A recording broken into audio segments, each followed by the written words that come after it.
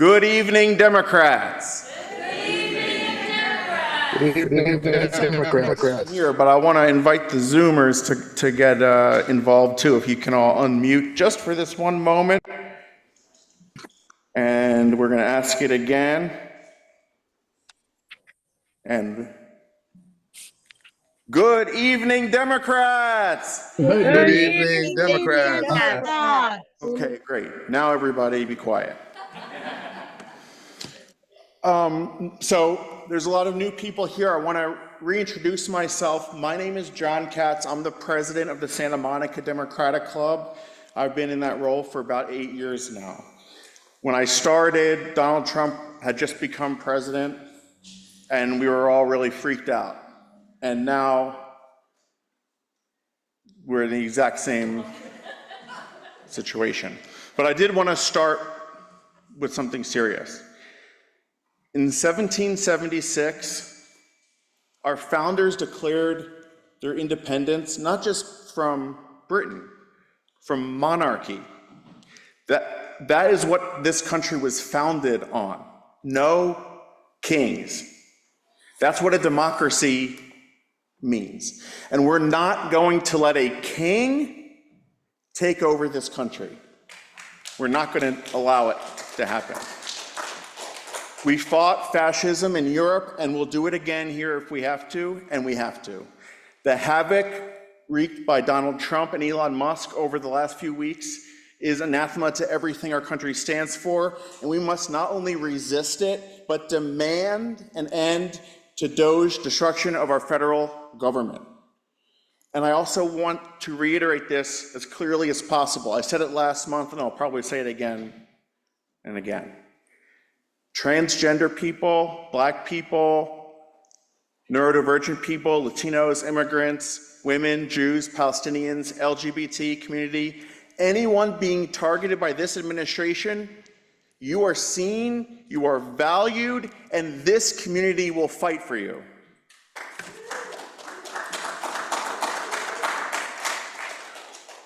A lot of our party leaders are maybe not as outspoken as we want them to be right now. And I'm here to say that's not what this club is all about.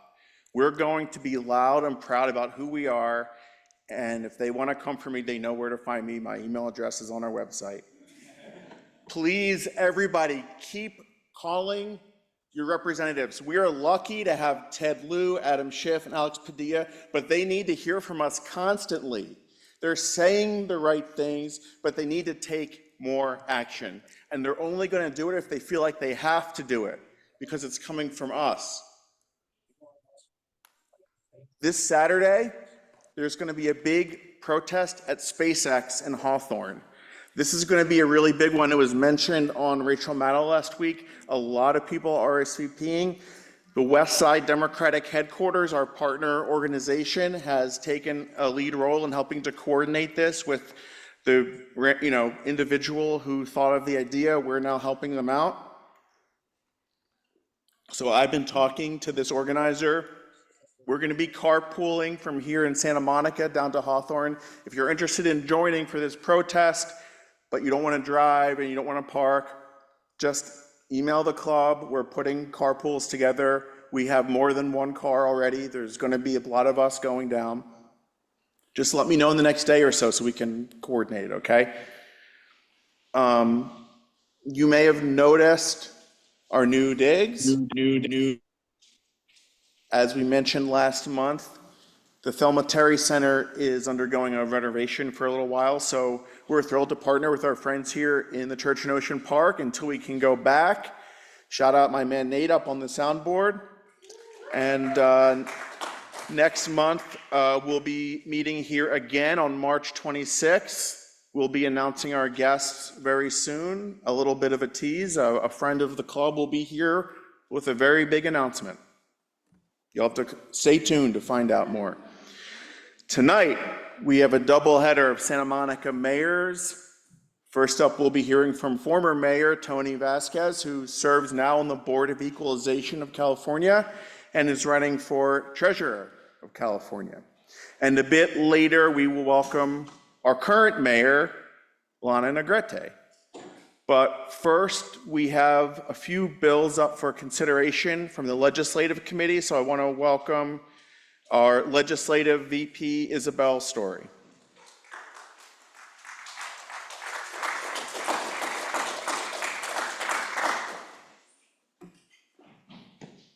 Hi, thanks so much. Nice to see some of the new people and the familiar faces here tonight. Before I tell you about the bills, I just wanted to tell you I brought back the red cards that we had last time. Some of you may be familiar with them and some may not, but because of the threat of immigration raids, and there was a big article in the LA Times just 2 days ago about how these are expected in either maybe this week or certainly in the near future. It's very important for our immigrant friends and people we work with and so on to know their rights. So these cards are in English on one side, Spanish on the other. Feel free to take as many as you want. Give them to anyone you may know who may need them. I'm giving them to people and saying, you know, give this to your friends and family. If they're confronted by an immigration agent, they can use this. They don't even have to say anything. It says on the card that they're asserting their right to remain silent. And as some of you may know, the basic rights here are if you're approached by an immigration agent, you really don't have to talk to them or you don't have to allow them into your home unless they have a warrant with your name on it, your address, signed by a judge. If they don't have that, you do have the right to remain silent. You don't have to let them into your home. And the person who's being questioned can just give them this red card that talks about their rights. So feel free to take those. I'm going to have them at every meeting. And also, it was very nice that we have an ad hoc committee on protecting our vulnerable people in the community. And we had a meeting with the leadership of Church in Ocean Park and some other groups. And so we are having some communication about that. I'm always eager to hear what the church is doing because I know you're very active in this sphere as well. So thank you for what you're doing. So on to the bills. Yes, a question. Yeah, I have a quick question. I live in the northeast Pico neighborhood, and a lot of my neighbors are concerned, like, if they come out of the house and ICE approaches them, do they still have the same rights as this red card? You have the rights everywhere. If you're on public transportation, if you're in a workplace, you're in your home, it's not just in your home, it's anywhere. Okay, so they can't arrest them on the street then? They're not allowed to unless they have a warrant, you know. Sorry, can you back up? They might do it anyway, but then that's a legal matter and they'll have to, get an attorney. That's what they're afraid of. It doesn't matter about the law because it seems to be arbitrary and It can happen, but then they're entitled to a lawyer. Yeah, and if they don't have one, they're supposed to be appointed a lawyer, so they should know that. And they don't have to say anything without a lawyer. So Sorry, they can just remain silent. Can you back off the mic a little? You don't have to. Oh, okay, Yeah, I'm not used to this. You can be in between the two. Okay. Yeah, you can be between the two. Even if that happens, they don't have to say their name, they don't have to say where they're from, they don't have to answer any questions. terrifying. It certainly is. Okay, so going on to bills, speaking of a terrifying experience, I looked at the federal bills, yes? Oh, Craig, sorry. On that same issue, does the Democratic Club plan to hold anything in the way of a workshop explaining that?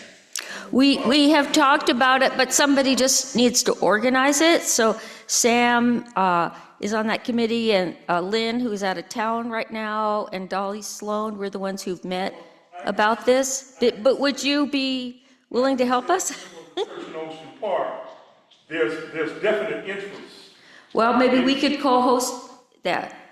Do you know who, you want to put me in touch with whoever's talking about it? Janet, yeah. Okay. I'll bring it up this Sunday, and Yeah, you bring it up to her. I'm very interested in doing it, but, we would probably want some collaboration to actually make it happen. Yes. Would there be funds from the Democratic Club to just put a flyer out like Santa Monica Daily Press? Any immigrants wishing to come to this meeting, you're more than welcome.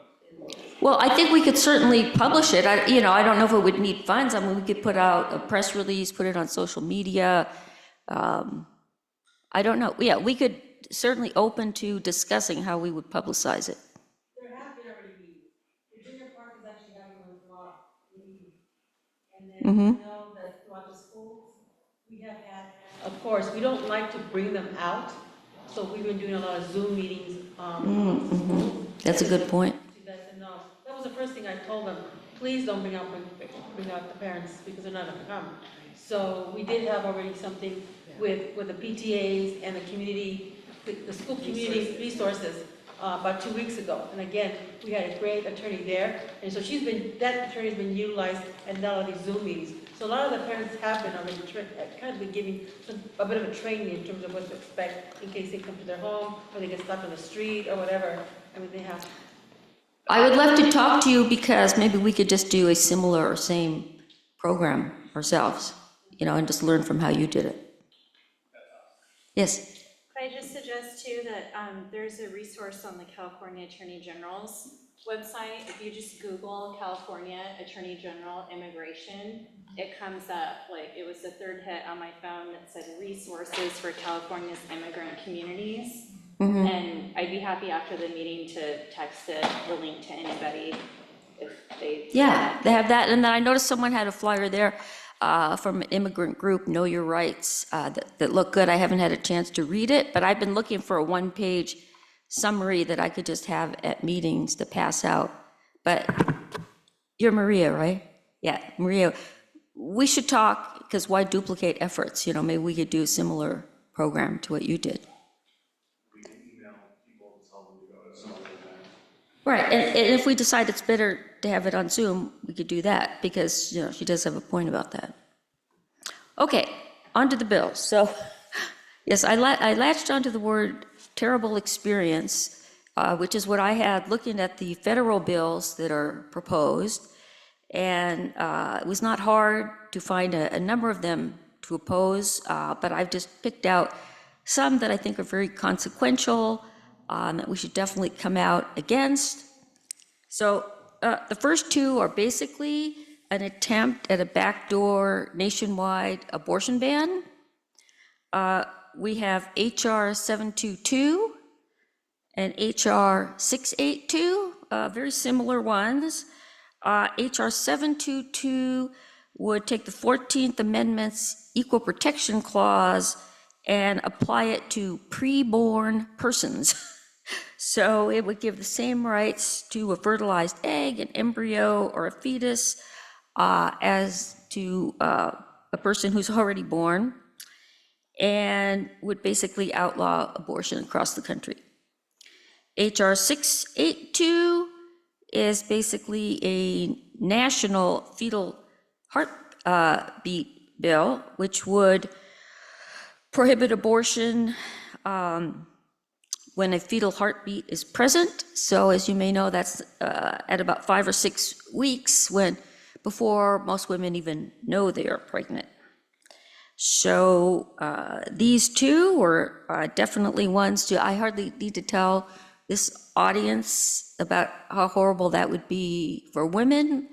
I don't even want to go into all the details, but rights that we've had for 50 years are being threatened now, and this would be devastating for many women. So those two, and the way I want to do the vote actually is, rather than voting on each one separately, I wanted to do a consent calendar on the federal bills, which are 4 bills that I'm recommending we oppose, and then we'll go on to the state bills that are in a different category.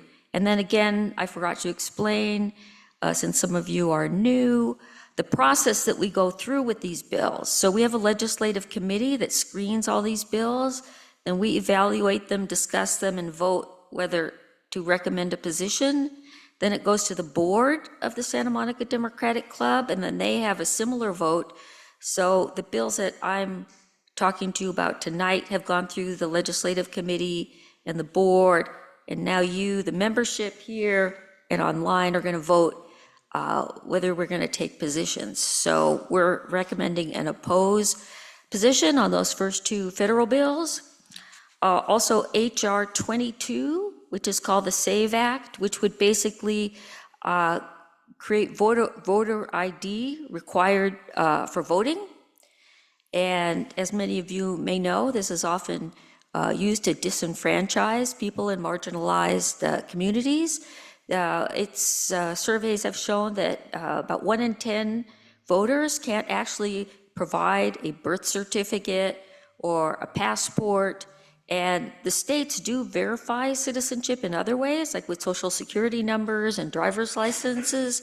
So it is already illegal to vote if you're not a citizen, and this is a problem that really nationwide doesn't exist. We haven't found this being a problem.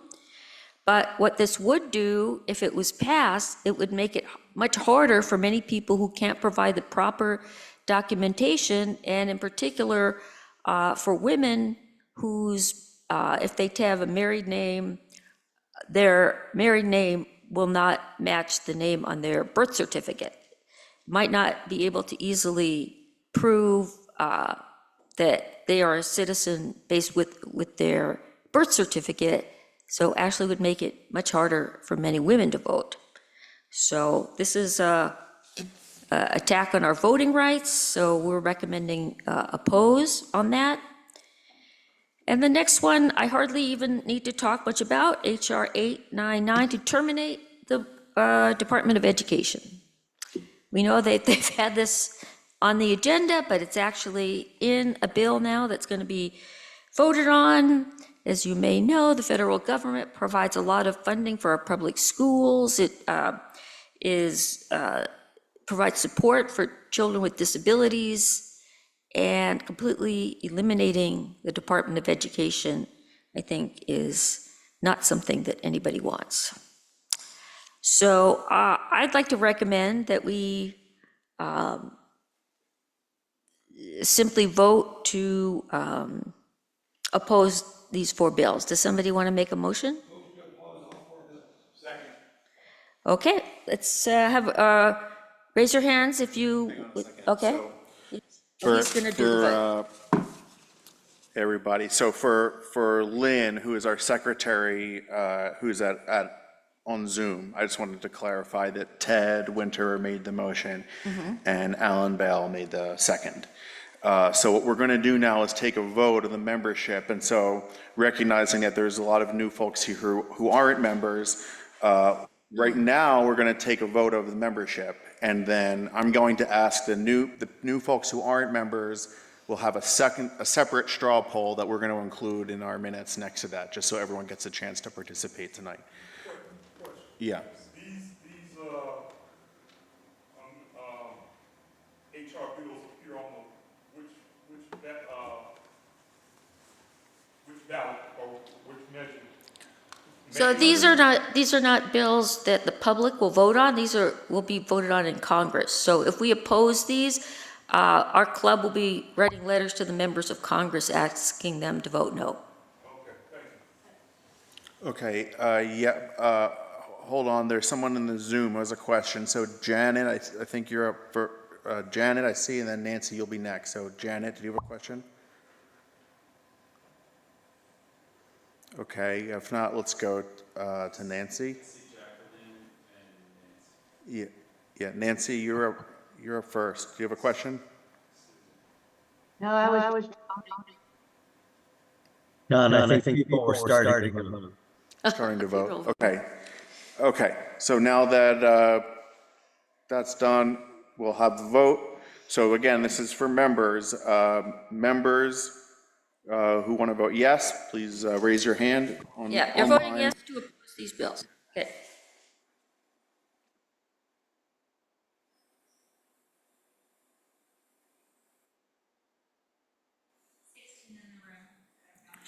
16 in the room.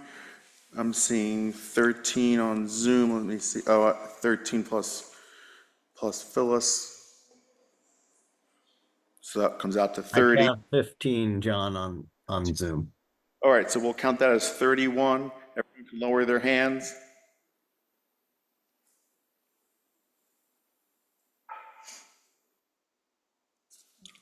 Okay. Lowered hands. Okay, now all members who want to vote no. And anyone who wants to abstain? Okay, not seeing anyone, so that passes 31-0. And now I'm going to ask for the new folks who are not members yet, if you would like to raise your hand to vote yes, we're going to add that in as a friendly along in the minutes. So all those who are non-members who are supportive?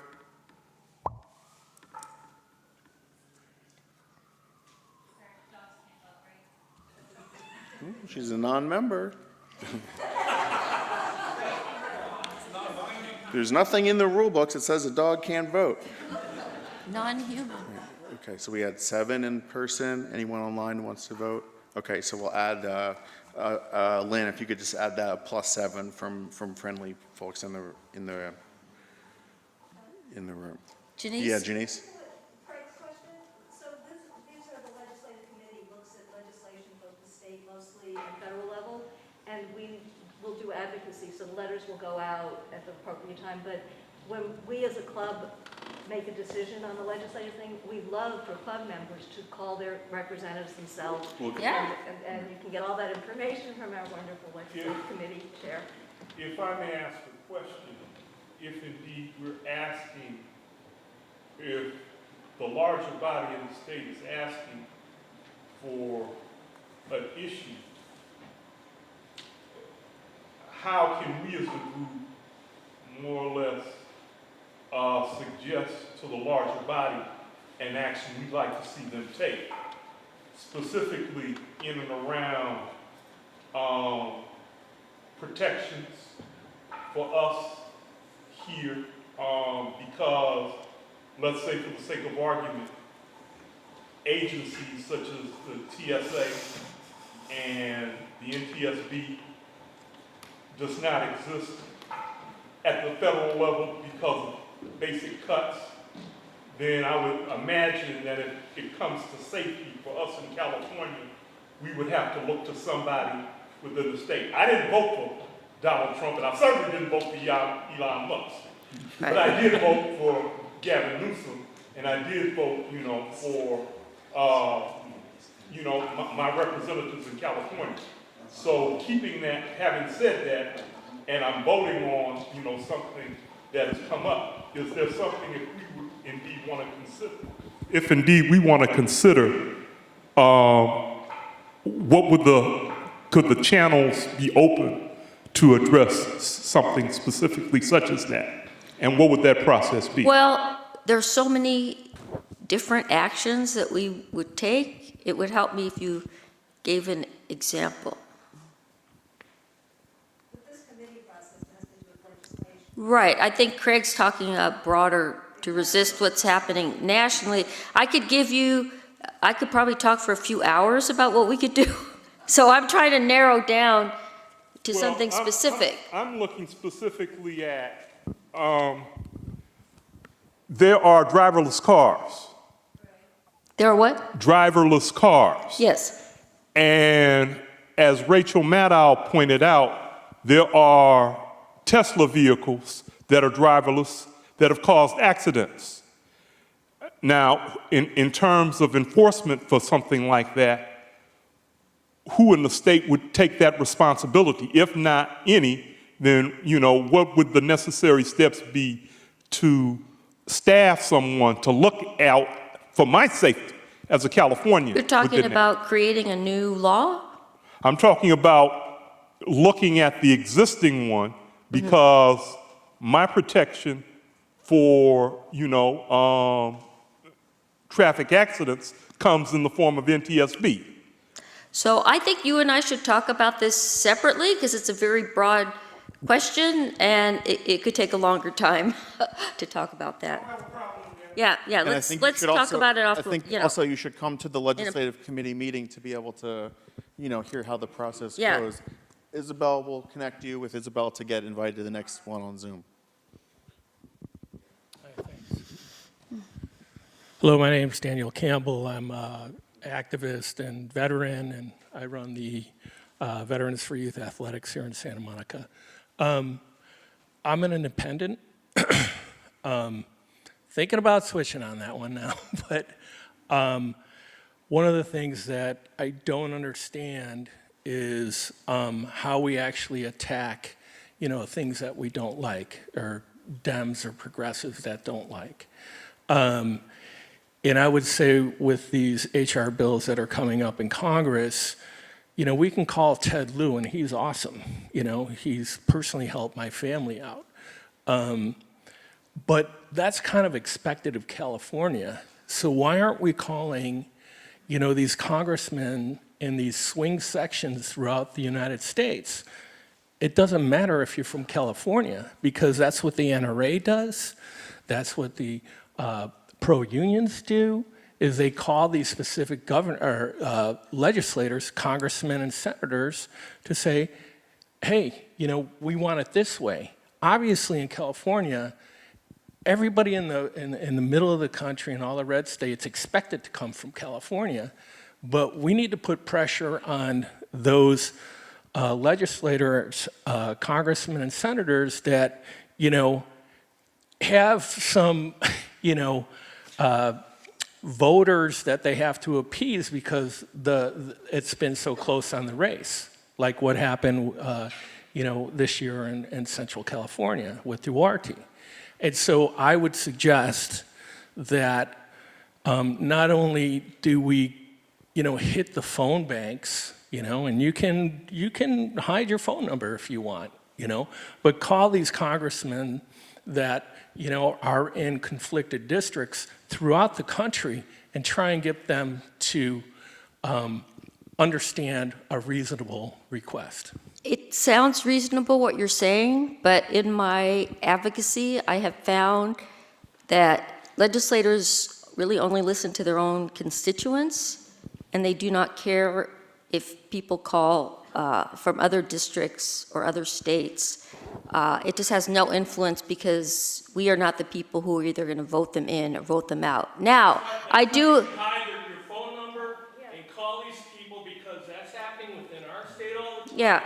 And just, hide your phone number for the day and call the guy and say, hey, I live in wherever, and put on pressure, because that's what the other side does. Right. Okay, well, if you want to do that, that's fine, but officially I could tell you, and that what I would do is I call my own to empower them, to act on my behalf, but also, encourage people I know in other states who are represented by those people to have them call. I'm part of some nationwide groups where, we will mobilize our chapters who are in a particular district to call that legislator. But I understand what you're saying, and if people want to do that, that's fine. Oh, and sorry. In that regard, Yeah, so those close districts that you're in contact with, yeah, so if it's 4950 or 1 percentage point or a half percentage point or a 0.7 percentage point that Republican won or that Democrat won, why aren't you talking to that constituency to say, hey, you guys gotta get on the phone, gotta tell them where you live, Yeah. gotta say I want to change it. And if you get 1,500 people calling their congressman about that issue, that's going to be powerful. that's true. Yeah, that's true. Sorry, Okay. so No, I don't know. So who's next? I was just gonna note, so Isabel, you actually said what I was gonna mention of urge people that in other states in those swing districts to call, because if they're actually able to say, like, I live in your district, I am in this zip code, like, give specifics, and if somebody wants to hide their phone number and call and say whatever, like obviously nobody can stop you.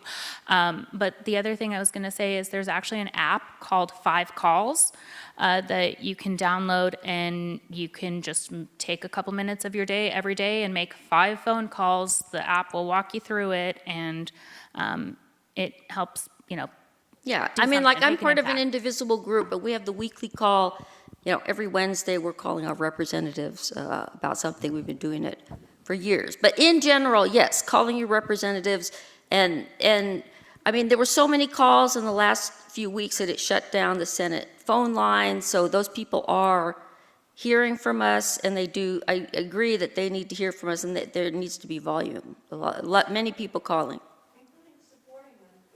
Yes, and supporting them when they're taking difficult stands is important too. And just when they're in sync with us, when the country is as excited. Or the Democrats sometimes when they need to step up and be more vocal and more forceful. I mean, I've been at meetings at Padilla's office and Schiff's office where we're telling them, you're being too complacent, you really, That's right. need to be more forceful. But it is important for them to hear from us saying, we're glad you're doing this, because they Yeah. get calls and they're counting, and if they're getting calls from the other side, it is just at least as important when we feel well represented to let them know that. That really helps them advocate. Yeah, I mean, I can't tell people that they call, every day they count how many calls came in and what the positions were and what the topics were, and if 1,000 people call in a day on something, they're going to take notice. And they multiply that by like each call, it figures worth like 1,000 constituents. Yeah. A call is worth a lot more than an email, because emails are too easy to make and to generate, so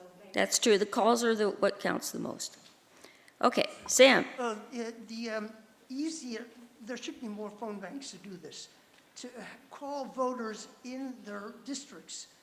So what you do is you call the voter and patch them, connect them to their senator.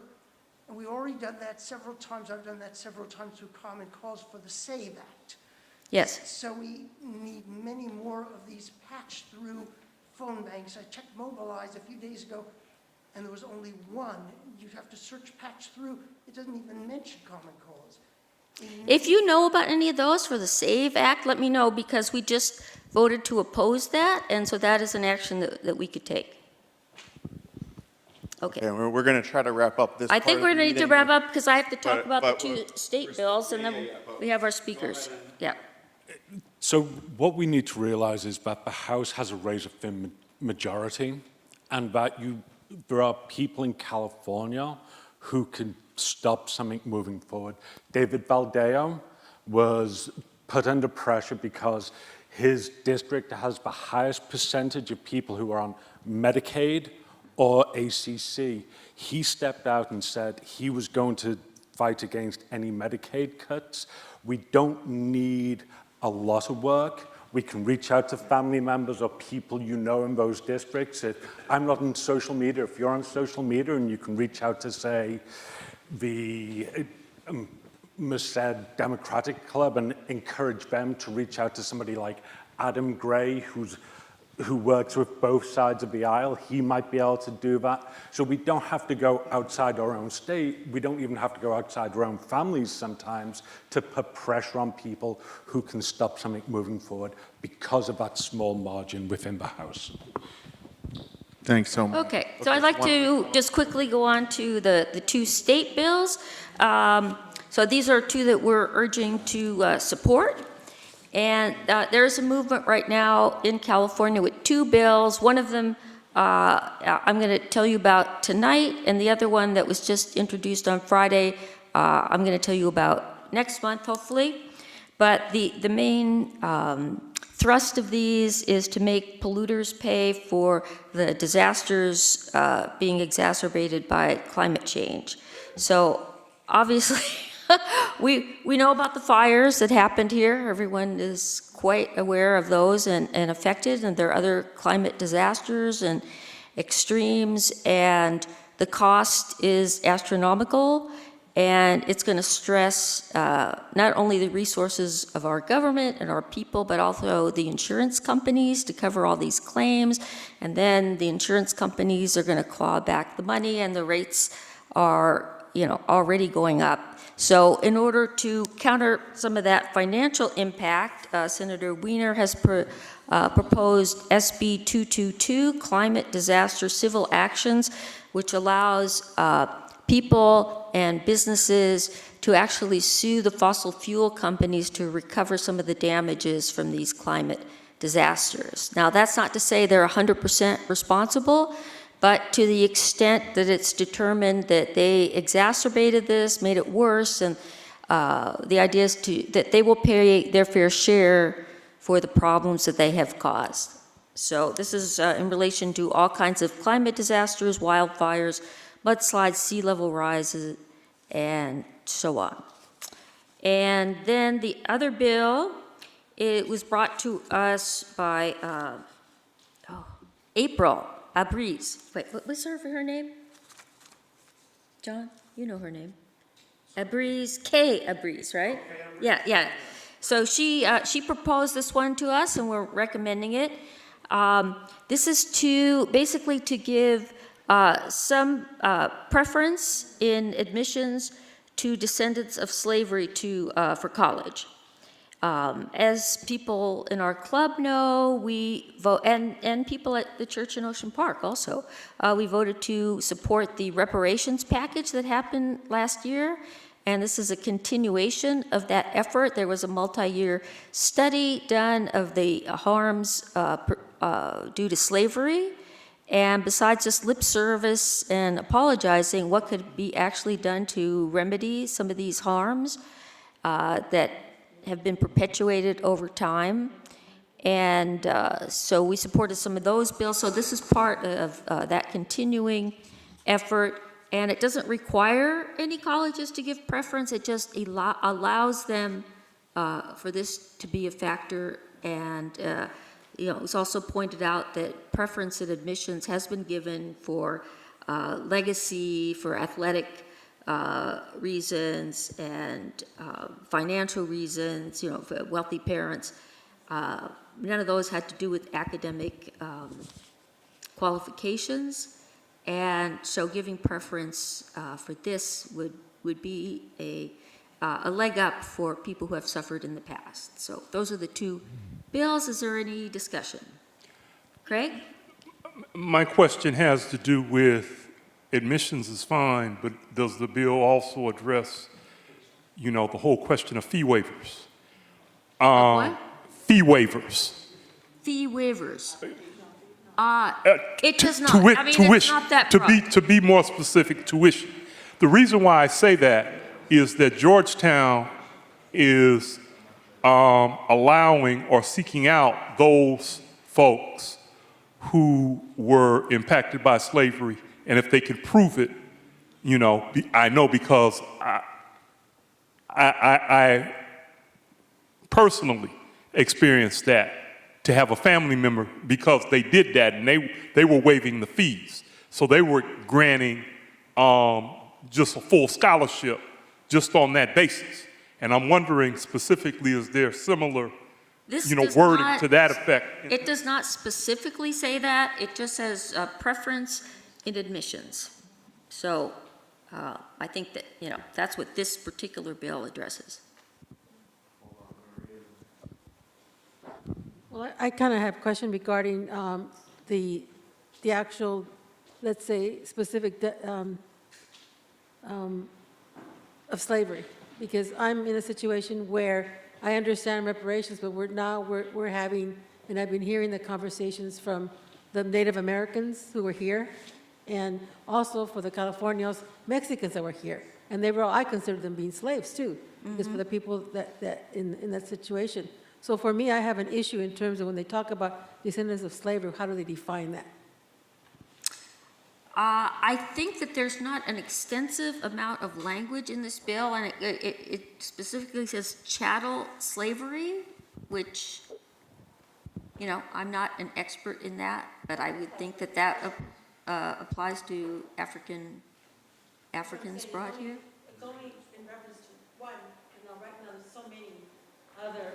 Right, so it may not cover the other groups. Not to say that another bill couldn't do that, but this particular one is on that one group.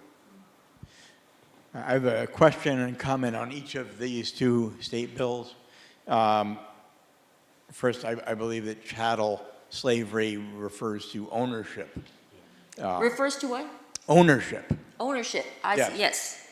To hold something as chattel. My early law school classes come back Yes. to me. The second, I note that there's no reference to race in that bill. So, which is it seems to me an effective way to get around restrictions. Yeah.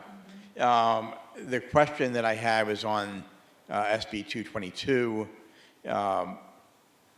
Does this apply or does this go against only fossil fuel companies in California?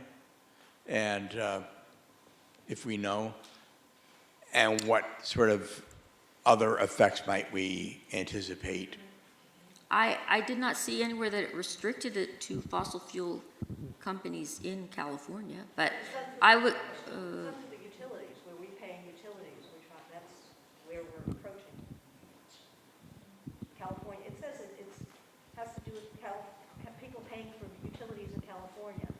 So then we're saying that we don't want the utilities to put the burden on us of paying higher rates instead of so that the fossil fuel companies that they deal with are sort of socializing the costs onto us. So we're saying, so isn't it a way of just going out after fossil fuel activities in the whole country? It's going specifically to we as ratepayers. We shouldn't be, as ratepayers in California, holding back. So, yeah, it's talking about, when they say, I think it's to ratepayers as far as insurance rates. yeah, right. I'm sorry, people who have insurance policies in Yeah. California. Yes, it's people who have insurance policies in California. Let's call the question. Okay, so we're gonna call the question. Want me, okay. You can do it. All right, does somebody want to move that we support these two state bills? So moved. Can we separate them, please? I'm sorry. Yes, we can separate them, yeah. I had a question. Yes. Hold on, just procedurally, and we're gonna come to you. Craig made a motion, is there a second for the motion? Or you wanna split them? So do you wanna split it? Is that okay with you, Craig? Okay, so which one do you wanna move right now? The one on environmental concerns. Okay, SB 222. We're gonna start with SB 222.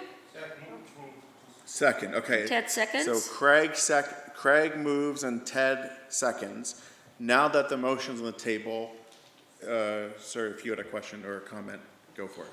Yeah, I wanted to comment on both. On AB 7, number one. Specifically, right now, just on. Well, now we're talking about SB 222 right now. If you want to talk about that. Oh, okay. If you want to talk about the I'm both, sorry. that's All right, fine. I'll talk about AB 222. Okay. Number one, why be antagonistic with all these corporations calling it, polluters pay? Why don't you come up with a name more like, recycle renewal program, right? Which everybody can kind of get on board with, and even companies that really need to pay can do that. And then the other thing is, which just frustrates me, why there aren't solutions, let's have a solution. How does it actually work, to the common people out here? And what I would say, a recycle renewal program, and then we're gonna tax, we're not gonna put it on, as this woman said earlier, on the customers or the taxpayers, we're gonna put it on the companies. And the way that should be done is by a percentage of their revenue, their research, and their capital expenditures, because we all know they're gonna get around it somehow, saying, oh yeah, we did capital expenditures for, $100 million, so that's gonna come off our revenue line. And I just wish that people would look at it more realistically instead of picking a fight, trying to solve a problem. All right, so I have two good answers for you. One, the polluters pay is just an informal designation. That's not the name of the bill. The name of the bill. Yeah, but you know what? What? Defund the police got out there because Okay. somebody said it. Right.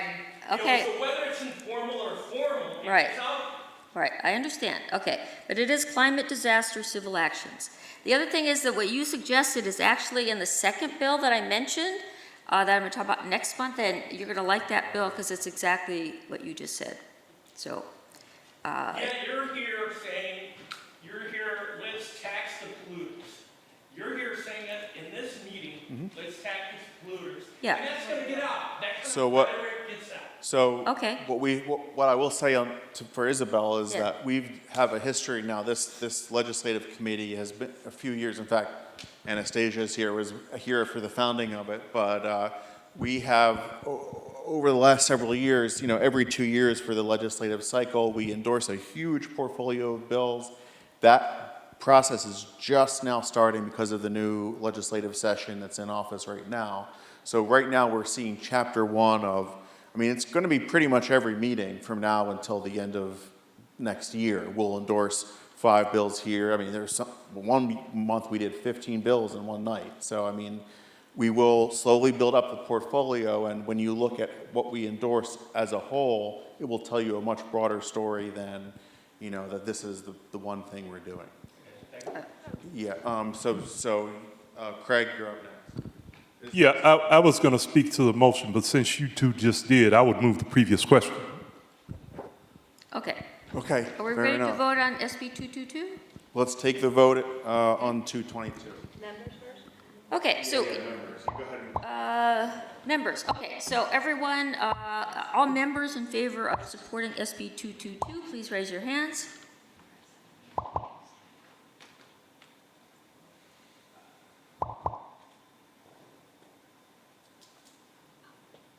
Okay, I see 20 in the room. I see 12 online, so let's say 32.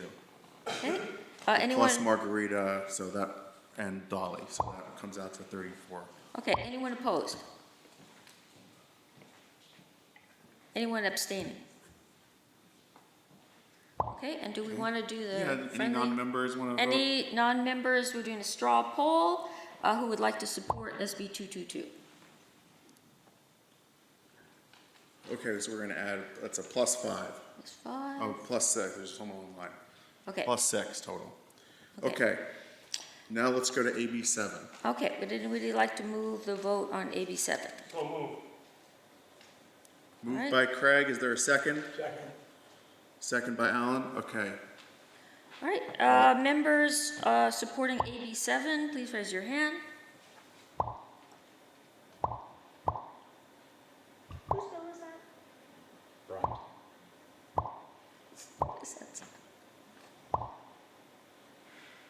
Okay, let's see, 15 plus 14 is 29, plus any online annual hits, yeah, 30, 31. Okay, 31. Everyone can lower their hands. Lower your hands. Any members opposed to AB 7? Okay, that's 2. Can I make a suggestion, Maria? I see your point and I feel it. I think we should offer either as subgroup or maybe in addition to this, a friendly amendment to the maker of the bill. Well, that's why I would personally do that myself. Right, that the language, that the language be more expansive. Mm-hmm. Inclusive. Okay, I understand that point.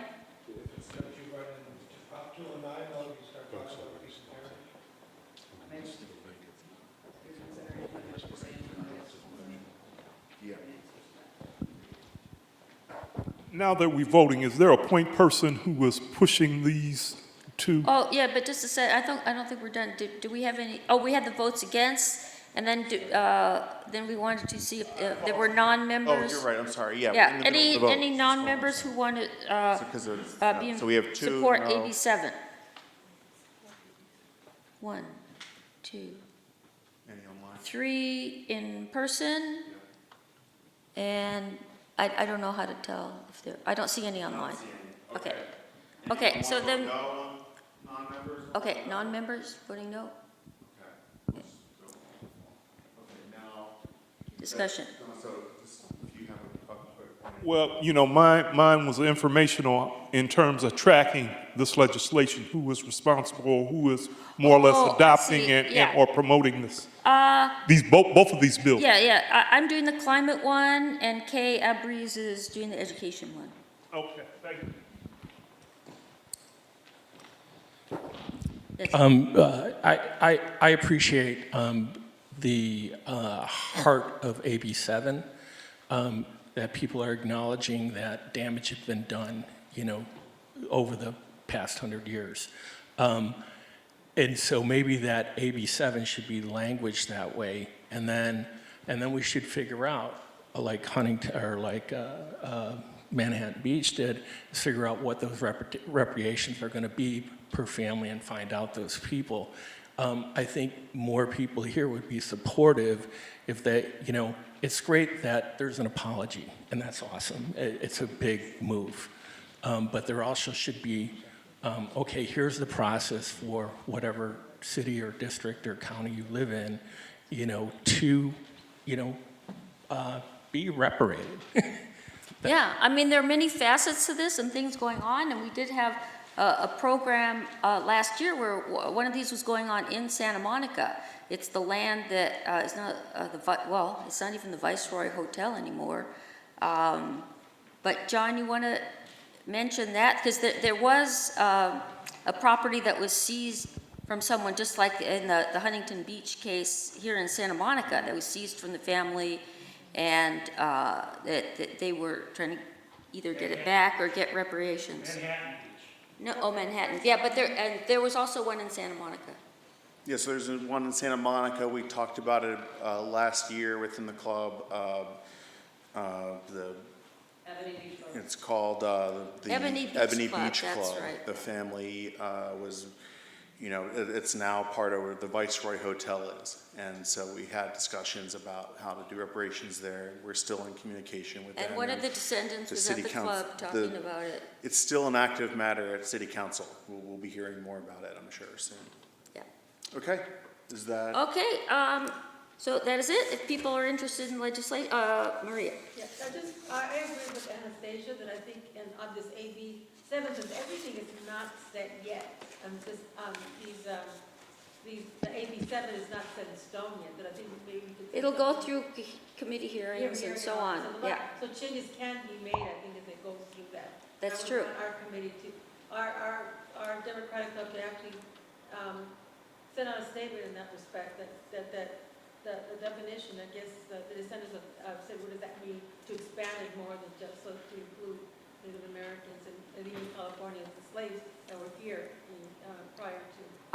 I'm for that as a philosophy, but I don't know It's if about I what- would if want to. there's I a think bill, there'd be a right? difference of opinion about that. I think, in my opinion, it should probably be a different bill because, there's an effort going on right now to just, deal with the effects of chattel slavery. Forget.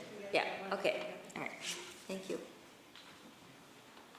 Okay, so thanks everybody. That was a really lively and fun legislative discussion. And like I said earlier from the floor, we actually do talk about a few bills every month, usually as part of our meeting. So if you're interested in this, we will continue to talk about bills. If you want to have more of a say on which bills come to this stage where we're actually discussing them, join the legislative committee. Isabel's our legislative VP.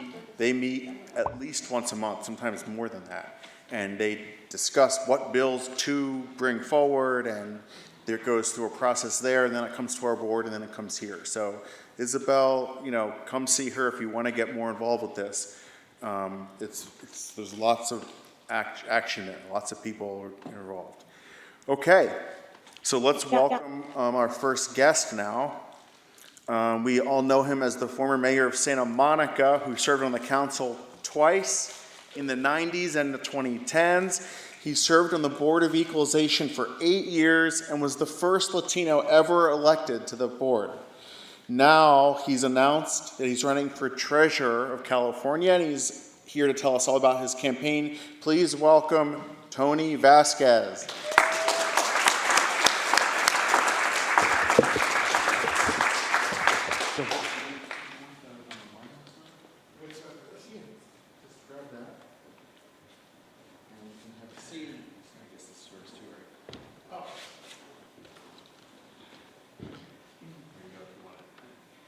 Okay, so why don't we start hearing about your experience on the Board of Equalization in the last 8 years.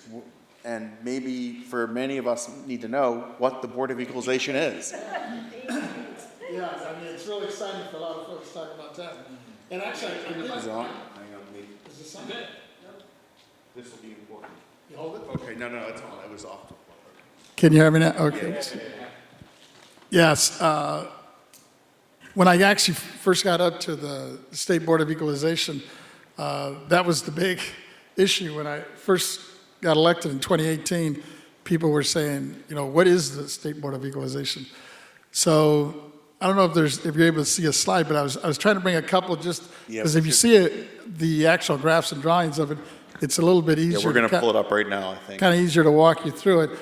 But one of the crazy things about it when I first got elected in 2018 is I get up there and there's several bills, as we're talking about here, to eliminate the State Board of Equalization.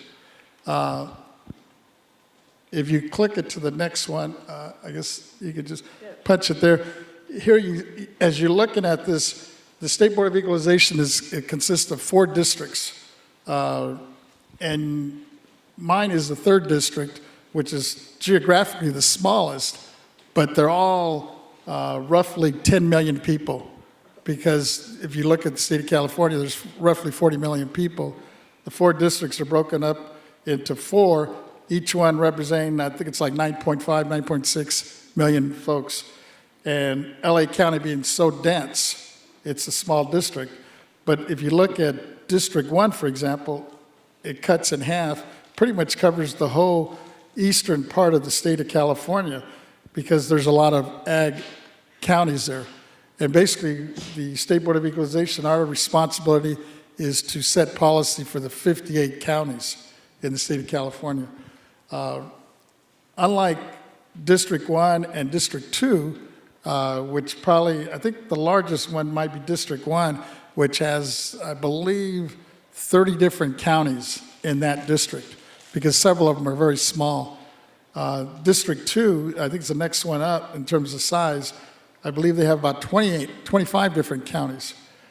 Mine, now that they just redistricted after 2020, I only have one, LA County, because it's so large.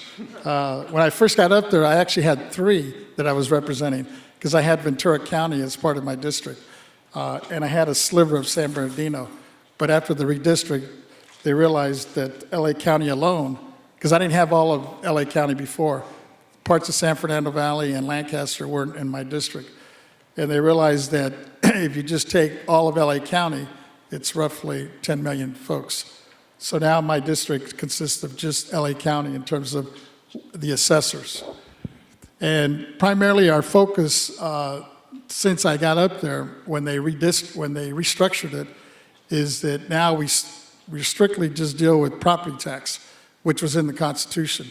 Because like I said, when I first got up there, there was 2 assembly members, which some of you may have known. One of them was in the San Fernando, now he's on the city council, Nazarian. And the other one was Phil Ting up in the Bay Area. Those 2 individuals had a bill, actually a constitutional amendment, to try to eliminate the board. So when I first got up there, my first job was, I reached out to both of them, because I couldn't understand why you'd want to eliminate a body that's there to represent the taxpayers. So I sat, actually to Nazarian's credit, he took a meeting within the first month. Phil Ting, the assembly member, he's no longer there, took me 3 years to sit down with them. But when I did sit down with Nazarian, I asked him, I said, you know, help me out, because from a policy point of view, I just don't understand why you'd want to eliminate an elected body that's here to represent the taxpayers. And all he could tell me, he was complaining and talking to me about everything that, I don't know if anybody knows Jerome Horton, who used to be in my seat, about what he did and his attitudes and personality issues. I mean, he just went on and on and on. And I said, well, at the end of the day, all 4 of us that were elected in 2018 were new. I said, Jerome is gone. Setting him aside, just from a policy point of view, what do you want to change, or what am I missing here that we should change on the Board of Equalization. He couldn't come up with any reason why, or any policy issues, why we should, what we could do to change it or improve it. He kept going back to, well, Jerome did this, Jerome did that, Jerome spent money on this and that. And I told him, look, at the end of the day, I get it, and I was looking back at some of the things he did. Technically, the things he did do, he really pushed the envelope, but he didn't do anything illegal. Nothing was ever, he was never charged with anything. But at the end of the day, he did things that probably myself and Ted and some of the other electeds here probably wouldn't do, because you're hitting that gray area and you're pushing the envelope, and in many cases, you're going to be critiqued and criticized for it. So after that discussion, we left it. Phil Ting, when I finally sat with him 3 years later, I asked him the same thing. He couldn't come up with any policy reason or anything significant of why we needed to eliminate it, other than he just, apparently he was an assessor in San Francisco before he got elected to the assembly, and Jerome, I think, did something to upset him. So it was basically more of a vindictive thing that he was just trying to eliminate the board. And I was speaking at the Sheraton just about a year ago in front of a bunch of tax attorneys and actually business folks as well. And they were telling me, you know, well, Phil Ting still wants to get rid of you. And I said, no, I understand that. One of the attorneys got up and spoke and said that he asked Phil Ting straight up. He says, well, if you eliminate the board, who's going to take care of my problem as a businessman, or me if I'm representing a small business, who's going to take care of my issue? And he said, well, the assembly member in your district or your senator can handle that. And I said, well, that's interesting. I said, you know, when I got up here, I tried to sit down with Phil Ting, and as an elected, actually as a constitutional officer who represents 10 million people, it took me 3 years to sit down and have a meeting with Phil Ting. And I'm looking at this audience and I said, imagine if you're Joe Blow on the street here and you're calling Phil Ting because you're having an issue with your business, and it's going to take you 3 years to have a meeting with them. In many cases, they're probably going to be out of business at that point if you have to wait 3 years to get an answer to whatever your issue is. So many of them agreed with me and said, don't worry about it. You know, he's terming out. Sure enough, he termed out. He's gone. So now here we are going through the Board of Equalization. And as I sat there and in working through some of the other issues that the State Board of Equalization does, I realized that the State Board is also in a position to deal with tax credits. So the first thing I thought about coming out of Santa Monica is looking at tax credits, what we can do to enhance them and actually maybe grow that pot of money for affordable housing. So I sat with many of the attorneys that we have in-house as well as at Sacramento in the state, and we finally came up with some issues that we had some authority on. And matter of fact, our Senator Ben Allen was helping me out on a bill last year that we floated before the Senate, and we were trying to not only expand some of the authority of the current BOE, but also to have some discussions and hearings on what we could possibly do to enhance that pot of money. Because for those of you that might be in the area of affordable housing, you know, the tax credits, there's only a certain pot of money. Once everybody applies for it, especially the nonprofits and the for-profit, once they get involved and apply for these things, at some point it runs out, and you got to wait until the next allocation comes out. So as I started pushing that envelope, and then I see on the screen over here, Mike, who's involved with our Housing Commission, he raised a couple issues of some of the things we might want to look at. And we sat with some of the developers here in Santa Monica, and some of the for-profit folks said if they had the right incentives, and next slide or something. Yes. Well, actually, if you look at this slide here, it says, you know, some of the folks that we were looking at on the tax side, people are always asking, you know, where's our tax dollars go? And if you look at that pie chart, it kind of breaks it out for you in terms of where the majority of your taxes go for those that are paying, whether you're a renter or a property owner. And the majority of a tax, of one of the tax dollar, it goes really to education. It's 39, almost 40% of a tax dollar goes towards education. The other big chunk is for the counties and then the cities. So as we're looking at right now, these fires that just happened in the Palisades, one of the issues that's coming up, we're going to have a lot of folks in the Palisades specifically that were sitting on $1 million homes that are going to get a tax bill here pretty soon. And the governor has already extended that for a year. We're pushing to push that out for probably 2 to 3, maybe even 4 years. Because if you look at what happened in the Paradise fire, that happened 6 years ago. And in talking and listening to the mayor, he's telling us that there's still vacant properties in Paradise that still haven't been rebuilt.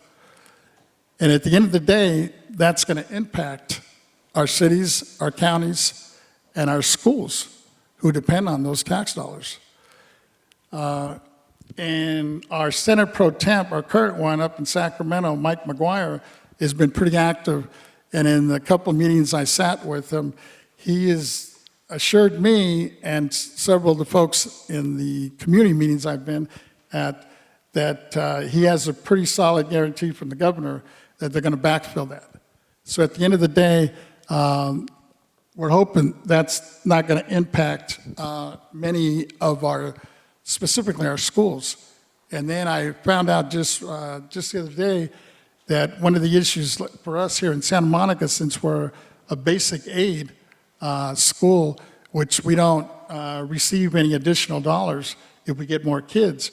And right now, the Santa Monica Malibu has allowed kids in Malibu, for example, and the Palisades that have lost their schools or their facilities to actually come to our schools, but they don't get any. If we leave it under the current system, they're not going to get reimbursed. But I found out just recently that they're finally getting a check for that. Good. So that's going to be some relief. And I'm sure, looking at some of our school board members in the audience, I know that was a big issue and a big concern.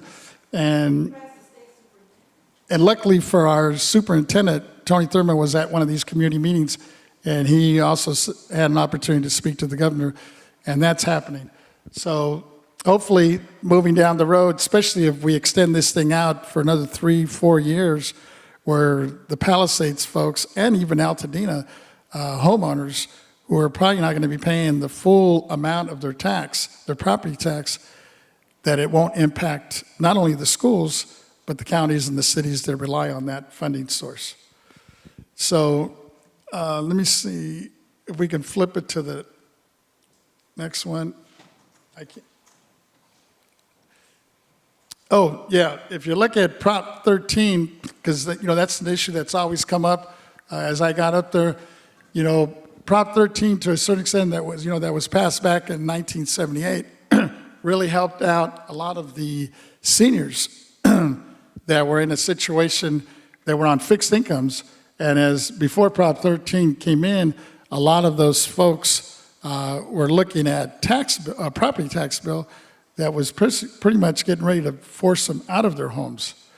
And while it also had a negative impact on our schools and our cities, because a lot of them depended on those taxes, especially as the increases were moving up every year. Now, and I think it's one of the reasons you're seeing, well, since then, we've seen so many campaigns, not only in the schools, the cities, and counties, that have come out, like through construction bonds, through parcel taxes, to backfill what they weren't getting from Prop 13 because there was no increases in the property taxes. If you can flip it to the next one, next slide.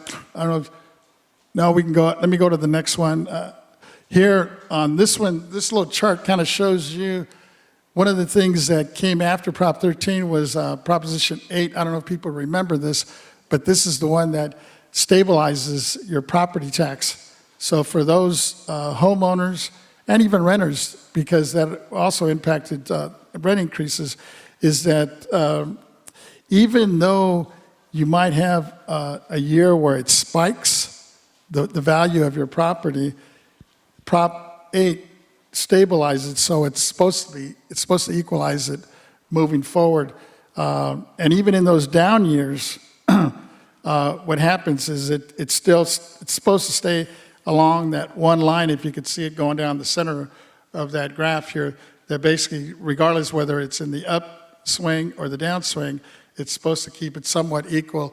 And for the most part, that's worked out pretty good for not only the property owner, but also for cities and schools who rely on that tax base. If we can flip it to the next, go one more. This one is one that all the assessors are entitled to, which is they call the misfortune and the calamity. And this happens, which is happening actually today with a lot of these homes and businesses that were burnt to the ground after this fire. The assessor, in this case, Jeff Prang, has the authority to make those adjustments without bringing it back to the voters or even bringing it back to us up in Sacramento, the Board of Equalization. And if you flip to the next one, I wanted to, let me see if we can go on the rebuild. One of the things the governor is already, like I said, he had mentioned, he already put out, he's put out quite a bit of money already to the, in the budget to cover, hopefully to cover most of the issues that are going to be coming up between the cities and the schools with the decline in value. Because now what's going to happen is that in many cases, these property owners of either a resident or a business, they're going to come back to our assessors and ask for a decline to value, which means they're going to be paying less in property taxes or business tax. But with the governor who's committed now to backfill that, we shouldn't see an impact on that. And hopefully we don't hit another deficit like we had just last couple years ago, because if that happens, it might be difficult for the governor to actually do a lot of the backfill that he's committed to do. And if you flip to the one more, this is one of the disasters, Prop 19. In 2020, we had a bill that passed in 2020, and I know some of the folks, especially those here on the west side, that were fortunate enough to be able to purchase more than one home, who thought they were going to be able to pass that on to their kids without a tax increase. Prop 19 changed that. And it's really affecting, I notice a lot of folks that I know that, for example, gardeners that I know that were fortunate enough 30 years ago, bought homes in Venice, just our neighboring city here, at a very reasonable price 30 years ago, but now those properties are in the millions. And they thought they were going to be able to pass that on to their kids upon their death. With the passage of Prop 19, that's no longer the case.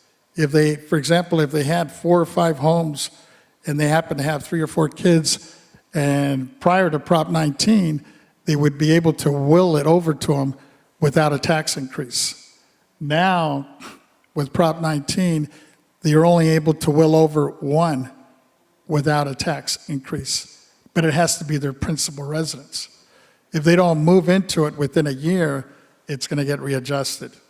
And then all the other properties that they might have that they thought they'd be able to will over to their kids, that is no longer going to happen. I mean, they could still do it, but they're going to get a huge tax bill because it's going to get reassessed.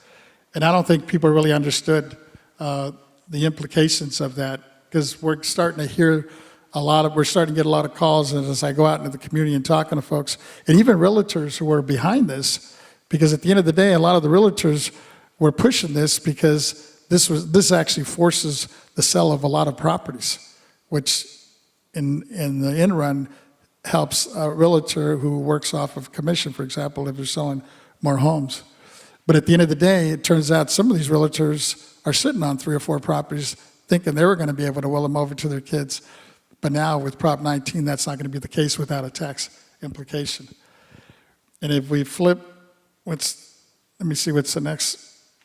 This is also on Prop 19. We can go on. This tells you it's 19. And this talks a little bit about when I was mentioning, the child, parent-to-child transfer, that only now after Prop 19, the only exemption is if it's their principal resident, and they can only do it for the one home. And it also has a cap, too, of $1 million. So if a home, and in Santa Monica, most of the homes are over $1 million anyway, so anything over $1 million does get reassessed, but that first $1 million is exempt. If you flip it to the next screen here, well, it's more of the same. Why don't you give us one more? Once again, on the Prop 19, one of the issues, and actually I got some calls early on from some of the folks here locally, some of our residents, not understanding it, because in many cases, people are really not going to be impacted by this until they have a death in the family. If their parents pass away or their grandparents pass away, and they thought they were going to get a property willed over to them, is when they're reaching out to us and they're saying, well, I thought we were exempt. And is it, now with the passage of Prop 19, they're not exempt unless it's their principal residence and it's only the one property. If we can flip to the next screen. These are some bills that are out there. Our Senator Ben Allen is working with me on one, and this one's more to address the disaster. And we're looking to extend the year, because the governor has come out and said that he's going to extend it out for 1 year. And I'm telling, and our Senator Ben Allen agrees with me that we should look at a bill that takes it out at least 3 to 4 years, because it's going to be, I don't see, when I'm driving through the Palisades, these folks, first of all, they got to get rid of all the toxics first before they could even begin to clean the surface, and then go through the whole process of the rebuild. And if you look at the Palisades with all these homes, especially on PCH, many of the utility poles are down. So it's going to be at least a couple years before they could even begin to provide service out there. The one thing that I think is one of the things that I think is going to be positive when this all gets said and done is that they are looking at putting all the power lines now back in the Palisades underground, which makes sense, because we're probably going to get more of these fires in the wind if you're running all your utilities underground. That'll hopefully save some of the homes from being burnt down again.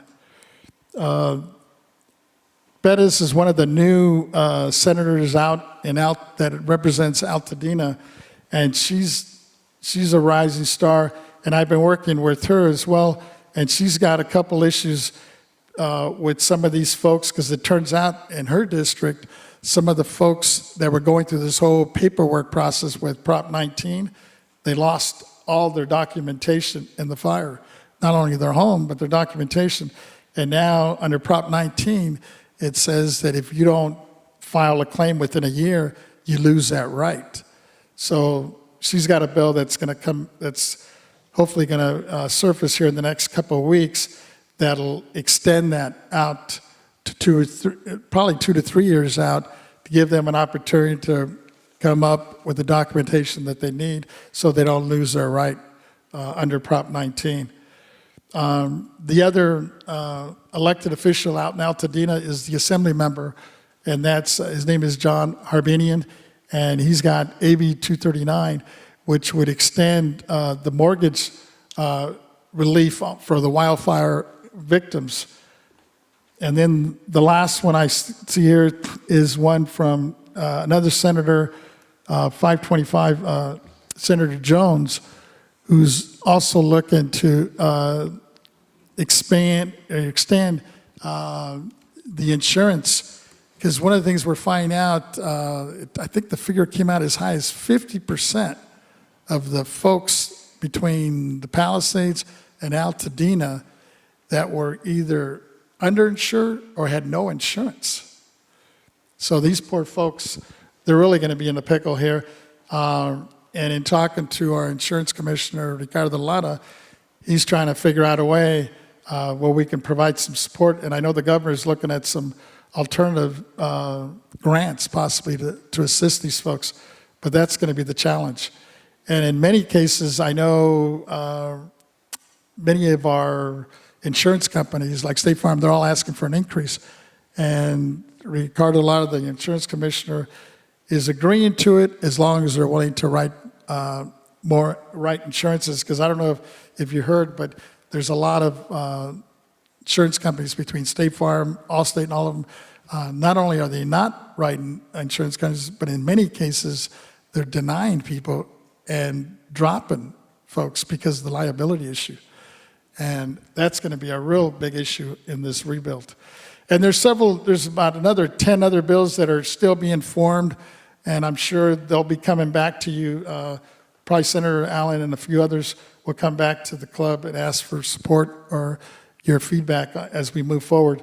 Because one of the things that they're trying to do is not only rebuild, but hopefully rebuild as in a very, very preventive way, because even the materials that's being used in a lot of these homes, as you look at the homes that were burnt down in the Palisades, moving forward, there's probably going to be some bills that are going to say that if you live in a fire zone, you really shouldn't have wood shingles on your roof, right?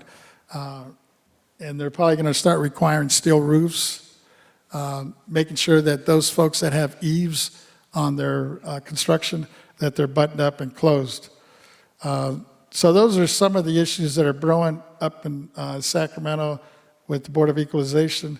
But moving forward, as John mentioned, people were asking, they said, well, you know, I know you're terming out in 26. What's the goal? What are you looking at moving forward? And I told them I really wasn't looking beyond 26, but everybody was telling, especially people in the financial world, were asking me, it says, well, Tony, you know, the last two treasurers came out of your position. Fiona Ma, who's current treasurer, was in my seat as the Board of Equalization. Before her, it was John Chung, who was not only Board of Equalization, he was actually the controller as well, and then became the treasurer. So I kicked up a committee, and I've been going up and down the state this last year, meeting with folks from San Diego all the way up to the Bay Area, and been getting some real good response and feedback from folks. So now this year, in 25, we got the committee up and running, and we're not only doing a lot of meet and greets, but also beginning to raise the money. Because when you're running for statewide office, you know, it's a huge undertaking. Although Park Skelton, who was my campaign manager, consultant when I ran for Board of Equalization, he says, well, Tony, when you ran for State Board of Equalization in 2018, when it was a competitive race, you got 2 million votes just out of LA County alone. To run statewide, all you need is 3 million. So you're like 2/3 there. So let's see if that works. So that's the goal moving forward. And with that, I'll turn it back to John and see if there's any questions. Oh, yes. Tony, I love you because I introduced you and you basically answered all the questions in a row, one by one. Oh. But we do want to, of course, hear, you know, if you want to talk about, and I'm sorry to Craig, and if anyone else has a question, we have to respect our panelists and keep on the agenda right now. But if you wanted to share any more about your vision as treasurer beyond what you've already said, and, you know, why, you know, I'm sure at some point we'll hear from your opponents in the race, and so I don't think we're going to host a debate, but if you would just want to preemptively say, like, why are you the best candidate in California to be treasurer? You know, one of the things that as I was going up and down the state last year doing these meet and greets, and in talking, you know, I had a real good conversation with, well, actually the 3 former treasurers, Fiona Ma, John Chung, and some of you might know Phil Angelides, who has a place actually here on ours, PCH. It also has a home up in Sacramento. And after sitting with, especially Phil Angelides, he's such a policy wonk. I mean, I spent like 3 hours with him, and he was still going strong, and I finally had to tell him, I said, you know, I got to get back to my office. But he shared so much of what the treasurer could do, especially on the affordable housing front. So one of the goals that if I get elected as a treasurer is to figure out ways that we can leverage the pension funds. The treasurer sits on several committees throughout the state, But the one I think that is probably the most powerful is the pension fund. And I think the treasurer could do a heck of a better job making sure that those pension funds, especially that are distributed to many of the folks that are involved, not only in the nonprofit world, but the for-profit world on housing. And I had a conversation with a couple of the nonprofits already on this, and they lit up and they told me, they said, Tony, if we had just 1% of what the treasurer gives out for investments from the pension fund to assist us on the affordable housing front, we'd be able to do a heck of a lot more affordable units.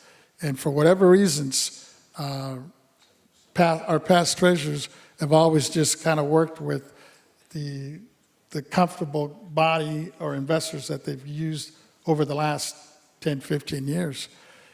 And the other issue that I found out in talking, especially to the Native American, the tribes, the Indians have done a real good job now that they have their casinos, especially the ones that are doing very good financially with their investments on the casino front, are now trying to build more housing. And they were asking me, they said, you know what, we would love to have a treasurer that would be open to at least hear our proposals, how we could possibly leverage our dollars from the tribes with the treasurer's pension funds to build more affordable housing. Theirs would primarily be targeting housing on the reservations. But as I was listening to them, I said, you know what, I'm sure there's other groups that also would love to be able to leverage their dollars. And I had a meeting just yesterday up in Sacramento with the credit union folks for the state of California that represent mostly teachers and firefighters. And they were asking this, one of the questions they asked me says, well, if you were the treasurer, we really haven't worked much with the treasurer, but what can you tell me could possibly benefit my members if you were the treasurer? And I said, well, I know many of your members, especially if they're teachers and firefighters, would love to buy a home. Probably don't have the resources to purchase a home. But if the treasurer was able to leverage some of the pension fund with the finances of the credit unions, because credit unions do provide loans to their members, but it's usually not enough given the price of homes these days. Because any home, especially here in LA, you're looking upwards of $1 million on up. And in many cases, when you're talking to these young couples, when you have even two professionals in the household, it's very difficult to qualify. So one of the things that I think, one of the goals I'm looking to do is to figure out some creative ways that we could use to leverage the resources the treasurer has to make sure that we can get out not only to the Native American tribes that are looking to do it on the reservation, but to many of these nonprofits and for-profit developers in the state of California that are interested in doing the right thing and building true affordable housing for not only the low-income folks, but these young professionals that would love to be able to own their own home to build some equity and some wealth for their family. Perfect. Sounds pretty compelling. Well, Tony, I think folks know how to reach you, but if not, again, you can always contact the club. I'm happy to put them in touch with you. Tony's staff is in the back if you have questions with regard to BOE. But we'll certainly be having you back again before the election time, and we'll be hearing more about how the campaign's playing out between now and then. And I forgot to mention, Juan is my staffer here locally, and we actually just moved our district office. It used to be in El Segundo. We're now here in Santa Monica. We're right here on Wilshire and 4th. I finally got the state to relocate us. And believe it or not, I'm paying less here in Santa Monica for my office than I was in El Segundo. There you go. Okay, ladies and gentlemen, let's give them a round of applause.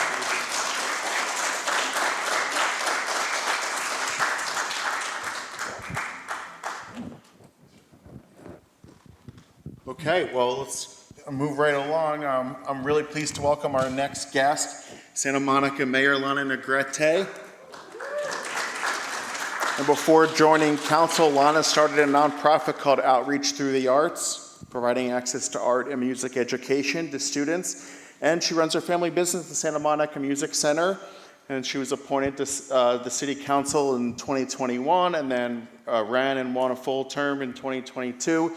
And now she's the mayor. So welcome to Santa Monica Dem Club. Here, this is...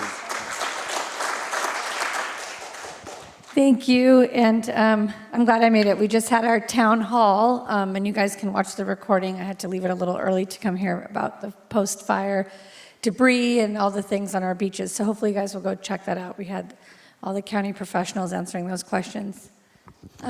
So do you have questions, or am I just sort of introducing myself? No, we'll go through it. I have some notes here. So you've been mayor for a few months now, but most of your tenure has been marked by the devastation of the Palisades fire, obviously. Why don't we just walk us through your experience, specifically that first week when it was really going on and we didn't really know what was going to happen. What was your perspective on all of that like, and what decisions were made specifically with regard to how Santa Monica would be affected? Yeah, so I remember it vividly. I was in my doctor's office on 20th in Arizona, and I could see the smoke billowing from a distance, and one of the girls that worked in the office said, I think I need to go home. I live over there. And I was texting and messaging, the city manager and everybody, and everyone was like, we're checking in. It's, it's far from us. And then it seemed like within minutes, all of a sudden it became, a real urgent issue. I went right to City Hall and wanted to understand, because I had I was mayor pro tem for 2 years and a council member, but something I realized was we didn't have like a playbook, if you will, on what do we do in terms of elected officials. Obviously, our well-trained staff know exactly what to do when they enact an EOC, but what do we do in terms of communicating? So I think I immediately put myself, because I'm a constituent, I'm a mother, I'm a resident here, right? And I'm a business owner, like what's gonna happen next? And oh my gosh, I think people might wanna hear from me. It took me right back to May 31st when our business was looted, and at that time where I was located on 19th, it seemed like there was no response. Well, there was no response because it was all concentrated in downtown. And I remember that there was like a deafening silence from City Hall. That was the perspective at that time.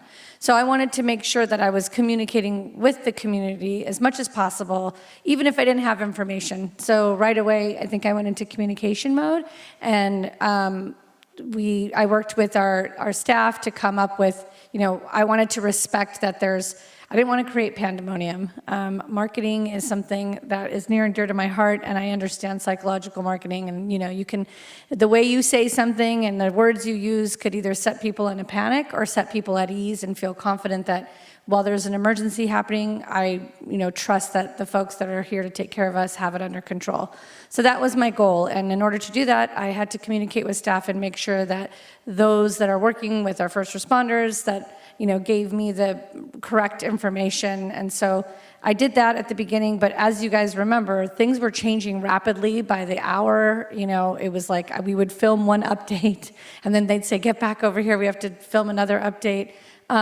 And at the beginning, everybody was trying to fill in, and we were also, our city manager at the time was also away, so everybody filled in really quickly and did an amazing job in terms of the city staff. But there was this franticness, I think, between all the council members. We were like, how do we communicate to the community?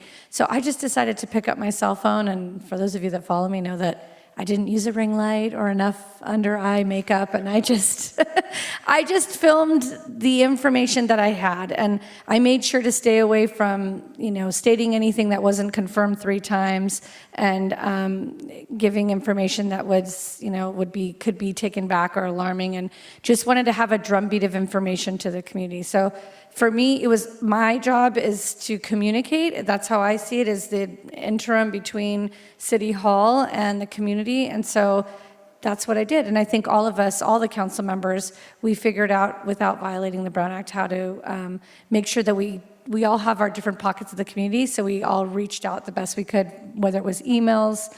Some people are more comfortable sending, have an email base, or Instagram, Facebook, or whatever, so. Yeah, there was lots of good communication from you and your colleagues on the council. Thank you. So once the immediate danger subsided, you remained personally active in the aftermath of the fires, including, like you mentioned, the event you just came from tonight. But thankfully, Santa Monica didn't experience any burn damages directly, but can you explain what the concerns are that still remain for Santa Monica as a community with regard to the aftermath? Yeah, luckily we experienced no structure loss. We did have a small sliver of a zip code with 3 streets that did get impacted because they get their water from DWP by the do not drink, and that has just lifted as of yesterday. So we were impacted in that way. Obviously, our most northern communities that were evacuated, we were impacted because people had to leave their homes, and initially, what we saw is obviously when the Palisades started to evacuate, our hotels saw an increase right away. And then when Santa Monica started to evacuate, those folks left and they started to see a drop. So they had, there's some overnight stay and parking that they didn't realize before, but within the couple of weeks after the fire, cancellations for future reservations a month away started to happen. So while they were realizing this increase, and by the way, most of our businesses, our local businesses, were so great and gracious and kind, giving free room stays and free food. So it's not like they were realizing some business surge. As a matter of fact, it was quite the opposite. And I don't think anyone saw the ripple effect. And what I have been saying is like the catastrophic damage of this fire economically for Santa Monica. And that's why it's so important to support our local economy, because if we don't do that, then we can't help our neighbors. I keep saying it's, the theory of putting on your oxygen mask first in order to help others. So that is really the biggest thing that we have seen economically. It hurt people from the closures of the freeway. It was a big deal. We had 4th and Lincoln, as you remember, like people couldn't get into the downtown area to just shop. That was really hard. Employees coming to work. We had folks that were impacted from our staff at the city of Santa Monica that lost their homes, and obviously local business members as well. So the impact was predominantly around local tourism and even international tourism. We were seeing those cancellations. People don't understand, even within California, logistically, how we're laid out. And I had a conference in Anaheim, and it's a 3-week-long thing where people come from all over the world. It's the NAMM show, for anyone who's in the music world. It's over 10,000 people, and those folks were saying, oh, we usually stay and go to Santa Monica, but it's probably just all burnt palm trees. And I was like, no, it's not actually. And it was a very uncomfortable moment where you wanted to recognize, this severe devastation that people had experienced, losing their homes and communities, but also wanting to send the message that we are open for business. Please come to Santa Monica and visit us even during this tragedy. You cannot see the burn scars from here, right? Like when you're standing on the beach in Santa Monica, you can't see that. So I think the devastation is really on our local economy, and we're yet to see how that's going to impact us. It's going to rely on all of us being good stewards of telling folks to come visit Santa Monica and shop locally. And should residents be concerned about the environmental impact, such as like the beach issue and the cleanup site? I know you went with Tracy Park to check that out. What's your assessment of all that?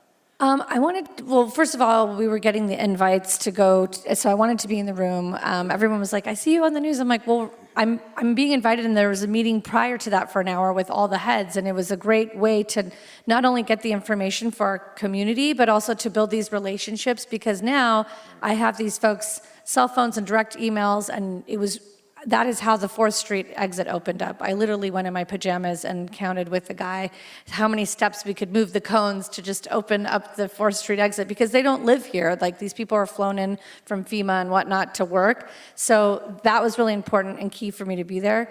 But in terms of, I'm sorry, Just like, should people be concerned about the beaches, stuff that's washing up, and the cleanup site, if the ash from, So when I saw it on Will Rogers, as my daughter has surfing for PE, and we frequent the beach, I thought it was a ridiculous site to put. But I do know that what had happened was, there was 2 sites designated. The Malibu community had a 600-person well-attended town hall, and all of a sudden it got moved. So I was like, I want to go down and meet, and Tracy wanted to go too, and the mayor of Malibu, Doug, came, and the 3 of us stood there, and I said, with all due respect, your community members stomped their feet, and it got moved, and now it's at Will Rogers Beach, and although that's not Santa Monica property, I think we all kind of see it as a shared coastline, and it impacts travel and tourism for us, and we're concerned that you're, de-energizing lithium batteries within steps of the ocean. And I trust that even though you have this process of double wrapping it and it's in these boxes, from the layman looking at it, I gave him the perspective of, it looks like you're chopping something with a sharp knife right next to a baby's fingers, and you're telling us, don't worry, the blade's dull. And so it didn't make sense to us. So at that point, they had already staged, and so I knew what was necessary at that point was just to keep abreast, and so I would go to the disaster the center to speak to all the folks directly, and every single day I met and bugged and prodded to make sure that testing was happening. What is happening tonight, we had, and you can go back and play it, LA County Health, Water, Lindsay called talking about that testing. So yes, there was some tests, they're testing the hottest spots. And just so you know, whenever there's rain or any sort of fire, even less devastating than this, we're gonna have this issue. And you're gonna see funky things on the beach oftentimes wash up, especially after a rain. And yeah, you shouldn't touch those things. They very well may be toxic. But the reason why they were still there, they would have not been there if it was something that was life-altering and we needed to remove it. We don't have our own county health department like Pasadena does. I actually went to their meeting so I could understand what they were doing with their sand when everyone was asking about the sand in the parks, because they did do something different. But what I found out was they did that to appease people, to make them feel better that they were doing something. And I think we were taking direction from LA Department of Health as to what we needed to do about ash. So is there concern in our beach waters? Right now there is. Yes, we're still asking people. There's actually something non-fire related right now that's a concern in the water. And this again happens all the time with our beach waters. You'll see these warnings, don't go in. There's some sort of algae or something that we should be concerned about. So they're all moving really quickly, much quicker than we thought, and they're going to be going into the demobilization zone soon, which means that phase will be breaking down what you see at Will Rogers Beach. It takes a while because they stage these trucks there. Once that gets moved out, I think we'll all feel a lot better, but there is websites, and again, you can go on our website, we have them there. You will see the county has not put all the testing results up yet. They're working on that. It should probably be up within the next 48 hours, but you'll see that they'll be constantly uploading with these hotspots, everything from air quality, water quality, and the sand. They are gonna be testing that stuff. We will be monitoring it. My kids go in the water.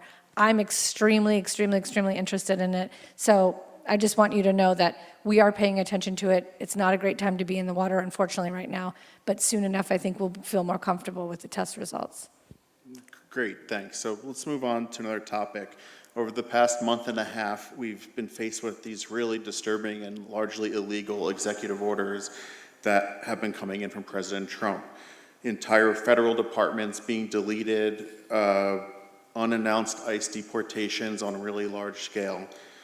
One of the first items that you brought with Mayor Pro Tem Terosis and Councilmember Zwick was something to prepare the city for the incoming administration. So what steps has Santa Monica taken to prepare and protect its residents from these types of things that are going on? Well, I mean, I think we all feel like we live in a bubble, and then you travel and you realize, oh my gosh, or you watch the news lately and you realize the bubble is getting bursted, unfortunately, and penetrating over here. We were lucky that we live in the state of California and in Santa Monica, and for what others consider to be progressive values, I think we just consider these to be, human rights. And so in terms of what we put forward, I just want to speak on something about sanctuary cities. So there was a request at first, or floating around the idea, should we name ourselves a sanctuary city? And as someone who's born to immigrant parents, and my husband is back there, the Latino population, and I speak to the neighborhood and I speak to the both documented and undocumented community, they did not want that. And I will tell you why, because as you have seen, people are very scared that it will be a retaliation. And we have seen that he has attacked mayors of local cities and regions. So that community was vocal in that, please, we don't want to be called that. And I just also want to state that just saying you're a sanctuary city doesn't mean anything. It's just a word, right? We can all stand up and make some proclamation. It's the actions you take and what you do. And I met with the Mexican consulate right away, and I know Tony knows we're working on some things, but working with the community and doing actionable things, which means creating up for the first time in Santa Monica. I asked if they would come and set up for 3 weeks to allow folks to get documentation that they may need, like birth certificates, passports, and things like that. The community feels comfortable when the Mexican consulate is there. I've been in contact with other consulates across to offer the same thing, because the immigration population is not just the Latinos, but we do feel targeted, I think, because Latinos wear their culture a little bit more so than maybe others. So I think that those are some of the things we're doing. Obviously, you saw we posted a letter in lieu of making some announcement on the dais that we are a sanctuary city. We actually said, here's our values. We stand by them. We put this in motion. I wasn't on the council, but it was in 2016, 2017 when Trump was first president, and we still adhere to those values. When the students came and did the walkout, I made sure that I was there with them on the steps of City Hall and participated in speaking with them, because I wanted them to feel seen, heard, and understand everything from high school students that aren't old enough to vote to our constituents here that are voting, that everybody's protected, from the LGBTQ community, the immigrant community. So I think we put forward that message, and that was definitely maybe a relief to some. For others, maybe the first time that they even knew that we had that already as a part of our values and stated in 2017. And like I said, the work that we're doing right now is to provide folks access to, if you're in the 3 different phases, right? You might be undocumented trying to become documented, or you might be in a process of getting a permanent residency card. And I think the biggest thing we can do is provide folks the ease of knowing that our police department does not participate in any sort of immigration policies. It's not their jurisdiction. That has nothing to do with the Santa Monica policy. That's a state policy. And so I think that's been comforting. I'm going tomorrow to an evening called Know Your Rights, an evening meeting in Virginia Avenue Park.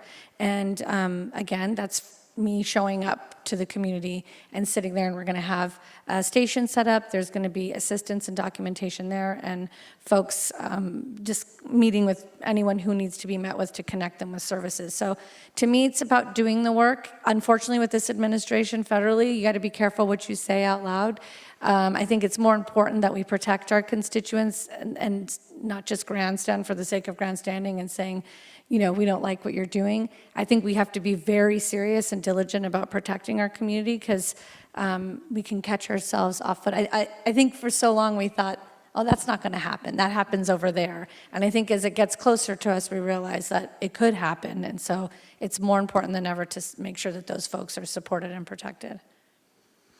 Very, very true. Yeah, let us as Democrats grandstand. You guys do the work. Yes. That's the way to go. Okay, so you've been on council since 2021. For most of that time, you were seen as sort of a swing vote between 2 sort of very different factions of council. Let's leave it at that. But now, since the last fall's election, it's been a very different council. For some reason, I watch all of them. So God bless you. I know. So what I've noticed is it's a much less divisive and contentious vibe in the room. You put away the popcorn is what you're saying. Yeah, exactly, right.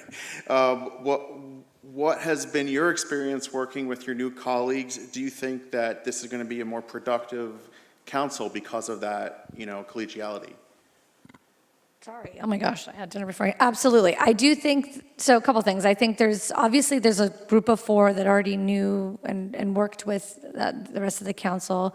And I also think that people are coming everyone has in mind a very clear focus of what they want to focus on. So that's number one. And so everything that's being brought forward is based on that. Number two, I think everyone reads the staff reports, which is really nice. And we've set some nice parameters and goals about asking questions beforehand of staff. We moved up the rule around what you can add on the agenda, so there's no surprises like on Sunday before the meeting and then everyone's scrambling. And also pulled items. We are all adhering to, like, if you're gonna pull an item, please let the city manager know and staff know beforehand. Because staff is sitting there waiting and they could be, they don't need to be doing that. So I think that's great just from running the meeting. I think we all agree, I have been saying that I want to read this when we say, turn off your cell phone, that we are here to do the business of the people of Santa Monica. This is a nonpartisan body that is here to address the issues of our 8 square mile city. We might talk about regional things, but we're not here to discuss national politics and whatnot. So I think we all agree that we want to keep to that. We also agree that we can move items and blocks because a lot of times we're just directing staff and we don't need to discuss it twice, right? So you put a 16 item on to direct staff, then it's going to come back, and that's really when the vote counts about moving things forward. So what I do appreciate about this council is that everyone is cognizant of time. Everyone's, we all have jobs, other jobs that we do besides council. And we also know that people at home are watching and would like to get to the crux of the good stuff. And so to be spending all this time soapboxing, although it might be, invigorating for ourselves, it's not for everybody at home or our colleagues. So I think it's going to be much more productive. Already it has been.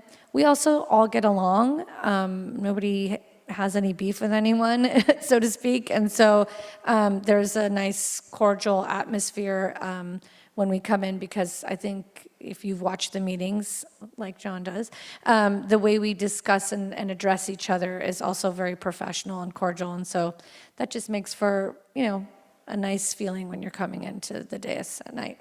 Sure. Okay, so I want to get into a couple of important issues, and one that's always been very important to this club, which is rent control. So this is a core part of our city's history, of course. In 2022, when inflation caused a big spike in the rent cap, you suggested some changes to the rent control law, which there was a big pushback to, and we were part of that as a club, and you later walked that back and we found a good solution. We don't need to relitigate that moment. Let's go past that. But I want to give you the opportunity to speak on what you've learned about rent control and tenants' rights since then that inform how you think about that subject. Well, thank you for that question, because I'm born and raised in rent control, and I still live in it today. So I grew up on 4th and Ashland. My father, who just passed away, lived till his death in that building, and then my stepmom is still there. My aunt and uncles live downstairs, so that's a community building, much like the Virginia building that we saw those folks come the other night. That was my family, that building. We grew up in the courtyard. I'm raising my kids and able to stay in Santa Monica because of rent control. So in terms of what have I learned, I have lived perspective, so I could probably teach people some things, and I think I have, in terms of the scariness of those of us that live in these older, dilapidated buildings, where in some cases the landlords, they might be on this cusp where they're not necessarily not getting a fair return, but they don't feel the need to repair it anymore. And then what ends up happening is you have these buildings like we see in Virginia where they're almost unrepairable. And then everyone's wondering, what do we do? Do we just tear it down and then you've got to move people out? And I think that's a real fear. So at the time, it was like, how can we find a balance and, figure out how to keep people here? Because as we bring people in for affordable housing, we have to think about who are we losing? Like, what is the cost of that? We lose a lot of times when we tear down these older buildings that are rent controlled, the natural preservation of diversity in our community, the generations of families that get to be here who wouldn't normally, be able to afford living in Santa Monica, especially now. And so I think where I was going was like, let's try to see if we can find a way, and I hope we can. I don't know if it's possible to use the trust fund, housing trust fund, for these types of things, but preservation of some of these older rent-controlled buildings and assisting landlords who, like I said, may not just be able to go apply for a fair return, but might need assistance, and it might keep and preserve the folks that are here and that really created Santa Monica, the natives to Santa Monica that are here. We read a land acknowledgement, and I always say, those people aren't here to hear that land acknowledgement. But what about the folks that created the very progressive values that everyone loves about Santa Monica, that created the beautiful, diverse artwork that you see, from Chicano art and community to the Black community to everything in between that's a beachside city? We are not Orange County. We love that about ourselves, right? We're so different from our folks just up the street in Manhattan Beach, and we love that. But you know who created that? It's a lot of the folks that are born and raised in rent control. And a lot of us are really scared. We look at our buildings falling apart, that it's going to get to the point where those buildings are going to be sold, and then we're going to be on the chopping block like we have at Virginia. Where do these families go, and who's going to pay for that? And so then you have to ask yourself, do we invest in the sticks and the bones of a physical space under the guise of affordable housing and providing it to new people? Or do we invest in people and preserving generations of folks, generations of diversity in Santa Monica? So for me, tenant protections are extremely important. We're so lucky we have an amazing rent control board. We're so lucky that we have folks on our council, including Mayor Pro Tem Terosis, who are well-versed in this, Alice Raskin. We have folks that all of us on the dais, I know, Natalia Zernetskaya also lives in rent control. We are passionate about it from a lived perspective. And so I'm happy to work with these folks on continuing to preserve it. There's consensus around that. But I do think we need to start having a conversation about how we preserve these older rent control buildings to keep diversity in our community. Very well, I'm sure we'll continue that conversation. So one topic you've been outspoken about is your advocacy for cryptocurrency. Bitcoin. Bitcoin specifically. Okay, thanks. You authored a 16-item to establish an office of Bitcoin in Santa Monica. I know you went to a conference about Bitcoin in El Salvador last month, and you've been sharing a lot of social media content about this topic. So can you share how you got involved with crypto, with Bitcoin, and why you think this would be a good investment for Santa Monica? Well, years ago when it first kind of came out, my brother was really involved in it. Or no, I shouldn't say really involved in it, but rather he was investing in it. And that's where it sort of started slowly. But I went to a conference in DC for National League of Cities, and there was other cities discussing blockchain and using it, the technology of blockchain, as a tool for transparency for voting, and also as a tool in the Bitcoin space to discuss financial literacy in communities of color and BIPOC communities. And I thought that was interesting. And then Dom Bay, who runs Proof of Workforce, was already in that space and putting it on the balance sheets of many unions. And today, if you look, there's many blue states pushing forward bills, whether it be, legislative framework or investment opportunities. And so for me, not under full disclosure, it took me 2 years to really understand it. I was like, what is this, video game fake money? I'm 45 years old, so to hold $1 means something to me. But I hold my 6 and 63, so I used to do financial investments before, so I understand the stock market. And I used to sit around the tables of families, teaching them how to save and invest and hold on to assets. And something that I learned that my partner and I would do was sitting down with families who, like myself growing up, who never understood the stock market or knew what generational wealth was because you were so busy just putting food on the table and living check to check. I realized the value in understanding that. Now, going to El Salvador, it all came together. Here was a country that was the most dangerous country in the world that is now the safest. And to look at how just now, obviously it's at the extreme there, just being bold and stepping out, they decided to adopt it as a currency as well as the US dollar. I was thinking, wow, most of the people that I've been talking to here might have maybe a high school education, majority a middle school education. How is they going to go from selling pupusas on the side of the road to understanding Bitcoin when I can't even fully understand blockchain? Cut to going back in a year. I mean, when you go there, you can go to a beach community there that's like a mini Santa Monica, if you will, but in a first world version of it. And you can pay with Bitcoin everywhere, including the people on the side who are selling cocoa waters and pupusas. You can pay in Bitcoin. And what was interesting about it was for the first time, they were looking at financial literacy. They were understanding asset holding, not just spending. So at first, when they would use it, they would just convert it immediately to cash, kind of like if someone Venmos you and then you quickly deposit it.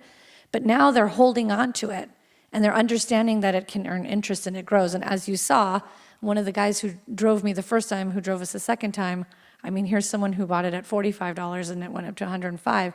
He realized, wow, if I hold on to this, I can give it to my son, I can hand something down to his son, and now he's understanding what generational wealth is. So that's what got me interested into it, because I thought it was a tool for financial literacy. It's not about getting anyone to invest in it, but why be closed-minded about something that's out there? There's jobs that are created by it, and I think we're a progressive community, and we have to take a look at what's happening around us. And already there's over 35 bills being presented by over 24 states around the Bitcoin technology. Now, I want to be clear that there's all sorts of coins. Don't invest in the Dogecoin. Don't invest in any coin. But these coins can, this is why if we had a Bitcoin office when what happened in the Pico neighborhood happened with that cryptocurrency, we could have educated people and actually told them not to participate. I think that's the key. It's just not being fearful around something and being open to education. So the first event included the students of UCLA, USC, and their Bitcoin clubs, as well as Ben Allen, who spoke, and we had other folks talking about sustainability. And so it's just an interesting opportunity. Already, we received over 200 inquiries. We have 3 companies who saw that we're just even talking about Bitcoin and saying we have an office for education, and that has excited them to come here. And lastly, what we're working on now is a huge conference. So if we can bring thousands of people here, and that is what has partially paved roads in El Salvador, the Bitcoin conference. It has rebuilt schools, just because people all over the world now are living over there, they are traveling there, and they're attending these there's like 2 or 3 big Bitcoin conferences during the year that bring people all over the UK, Canada. So I was on the stage this last time with Lana, who's the ambassador, but also the mayor of Vancouver, Canada, who has just followed suit, second to Santa Monica, to open a Bitcoin office. I think it's cool that we're the first in the United States to say we have a Bitcoin office. I mean, the NASDAQ wrote about us. We needed, at that time, some positive marketing, if you will. And so if anything else, that's what it's done. But we are in no way telling anyone to invest, and I would never recommend that. It's just an education. We're in the education phase at this point. It's such an interesting topic, and as a club, we haven't really discussed Bitcoin and cryptocurrency in depth, but we could do a whole meeting on this. So maybe And I'd be happy to bring, Proof of Workforce is run by Dom, who's here. So that's, if you guys ever want, he's an expert and he has many experts Sure. around. We can arrange that. Okay, we'll follow up with that. Okay, so the Olympics are coming in a few years. Everyone's excited about it. Everyone wants to go, and everyone ideally wants to see beach volleyball happening on Santa Monica Beach. Where does that stand? I saw the presentation to council a few months ago where it seemed like it maybe wasn't such a good idea to invest in that. What's your take on it, and where do we stand with it? Yeah, I asked for that to be daylighted, and we all agreed as a council because we were discussing it in closed session, and we wanted the community to see that we all want it for the same reasons I think all of you want it, which is just the pride and joy and how cool would it be to host beach volleyball. And that lives in one pot. But then the reality around what LA 28 was presenting us, I'm a business person, and I said it on the dais that day. I mean, this was the most ridiculous business offer I've ever seen in my life. It had holes and, don't worry about it, we'll figure that part out later. Basically, it's asking Santa Monica to put up over $15 million, and maybe we'll get reimbursed, we don't know. And what are the impacts gonna be to our peer businesses and to our downtown businesses? Contrary to what many folks may think, oftentimes businesses aren't so excited about things like Cirque du Soleil down by the pier because they lose parking and they lose local business and they feel actually it detracts from them. So I also want people to understand too that much like the NFL, when you're working with a licensed thing like the Olympics, we can't say or host anything pregame that would maybe presumably bring us some, income, right? Everyone thinks like, oh my gosh, well, we could have all these events. Well, we could have those even if we didn't have beach volleyball here. We would realize the TOT taxes because people coming from the other side of the world aren't booking a hotel in Inglewood or in Long Beach. They're going to come stay in Santa Monica.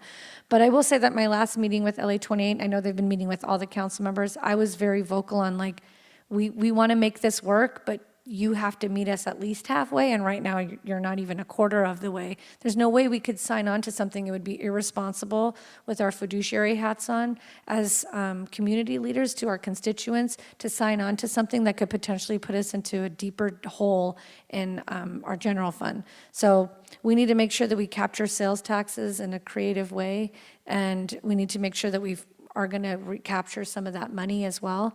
And then hopefully we can talk about, hosting the volleyball here. I told them, I said, I know what money shot you want, and it's that pier. There's nothing like it. Exactly. So we can license that to them. Okay. Okay, so I have one more question for you before then I'll have a final question for that. But one of the other big things coming up is the closure of the Santa Monica Airport and what comes on that space afterwards. Obviously, with Measure LC, we all anticipate a grand park, but there's been questions about whether that's financially feasible and how we would pay for that park. So in your assessment, are we on track to being able to see that park? I mean, we're going to be, the current council, will be giving that guidance on what comes next. So what do you think, or do we have to subsidize it? And a lot of people are speculating, is there going to be housing built there? And what's your take on all these? Well, I just want to remind people that in 28, it's to a vote. So, my term's up in 26, or 2 other council members. So I don't know what it'll be. I mean, I think we need to remember that. Like, whatever we say now in the community engagement is to set a framework of what the community wants. But at the end of the day, there's a vote that has to happen to close the airport. And I don't know who will be on council and what the makeup will be. So I just want to be clear about that in terms of the fine print details. I think today in 2025, well, let's say pre-fire, people had a lot of ideas of what they wanted. Housing was at the bottom. Cultural art, open green space was at the top. Post-fire, some people are talking again about, oh gosh, could we have a small airport still to stage for emergency resources and things like that. There's the electric helicopters now. I don't know what the conversation will be as we go into phase 3 and phase 4. That is up to you. It is not up to 7 people on the dais, and I don't think it should be as to what happens. But I do think that space is huge, and I think there's slivers of it too that are part of LA, and it's an interesting topic around, it is not feasible to have something like, a Central Park, because someone has to maintain that, and you have to generate income and to be able to do that. And right now, our general fund wouldn't be able to sustain that as is. That's number one. So if we had cultural space there, sports space, I don't know why no one puts an ice hockey rink. I didn't see anyone put that up there, but I'm like, we should have an ice rink. We could have maybe some sports teams rented out, but we could also have it for the community.